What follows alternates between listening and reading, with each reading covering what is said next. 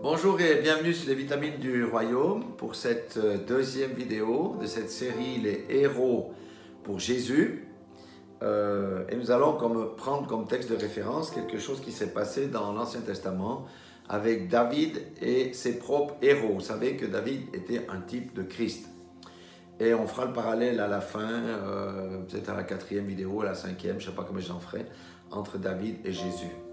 Donc notre texte de référence que je vous conseille de méditer et de reméditer, c'est 2 Samuel chapitre 23 versets 8 à 39, où David, avant de mourir, parle des 37 héros qui ont été avec lui et il met en avant particulièrement 5 personnes qui étaient dans sa garde très rapprochée, qui étaient Josheb, Bashébet, Éléazar, Shama, Abishai et Benajab. Et ces 5 hommes-là avaient 3 choses en commun. La première des choses, c'est que ils avaient changé de royauté. Ils étaient sous la royauté du roi Saül, mais ils ont délaissé la royauté du roi Saül. Pourquoi? Parce que c'était un roi compromis qui avait placé le peuple et les hommes avant Dieu. Le roi Saül avait peur des hommes et du peuple. Et bien entendu, l'onction, nous savons que l'onction a été retirée du roi Saül.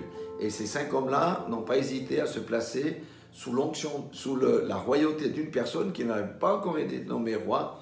Ça veut dire David, l'homme selon le cœur de l'Éternel, prêt à faire toute sa volonté. Donc c'est quelque chose d'assez fort de dire je délaisse ma situation de confort pour me mettre en marge avec un homme. Et David avait constitué une troupe de 400 personnes au départ quand Saül le combattait. Ça veut dire exposer sa vie. Première des choses, ils ont accepté de changer de royauté et renoncer à une vie facile.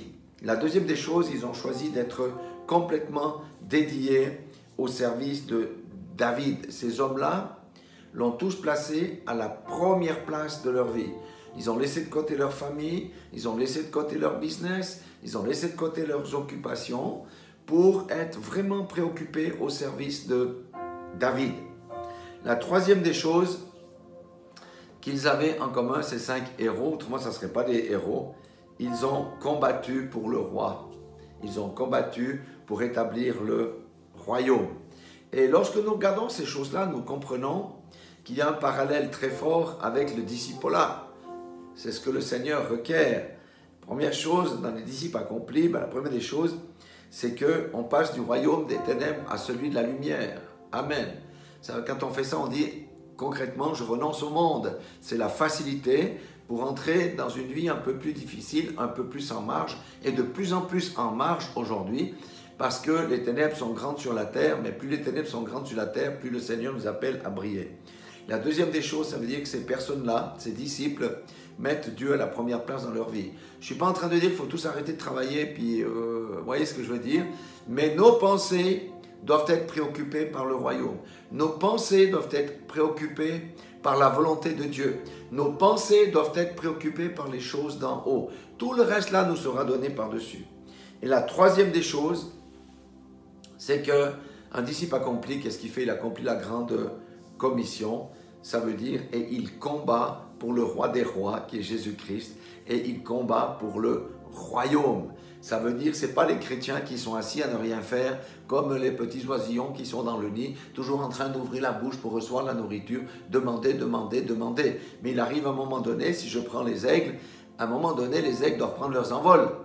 Leurs parents ne vont pas toujours leur donner la nourriture. C'est ça le chrétien accompli, le disciple accompli. On arrive à la maturité. Et les critères, c'est exactement ça, c'est arriver à la maturité. Ces 3 choses-là montrent la maturité du chrétien, mais avec la maturité vient la responsabilité, avec la responsabilité vient le combat et les exploits, et avec les exploits, il y aura les couronnes. Et le Seigneur nous pose la question, est-ce que vous voulez être dans ma garde rapprochée? Est-ce que vous voulez accomplir la grande commission? Je vous ai donné des talents, je vous ai enseigné. Maintenant, c'est le temps. Est-ce que vous voulez vous enrôler dans mon armée? Parce que les temps sont courts.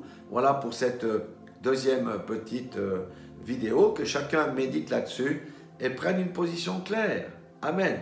Et je prie pour que le Saint-Esprit vraiment percute les cœurs et qu'on puisse passer de la chrétienté passive à une chrétienté active pour défendre le royaume, pour travailler dans la moisson, pour arracher les âmes qui appartiennent encore au royaume des ténèbres. Voilà, soyez tous bénis dans le nom puissant de Jésus-Christ.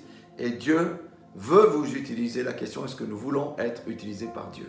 Amen.